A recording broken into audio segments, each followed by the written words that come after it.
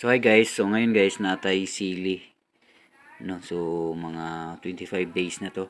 Ato ani siyang i-try og pruning. Try nato, wala pa siya kaabot og 1 month. So, pruning na nato para dili siya mutaas no.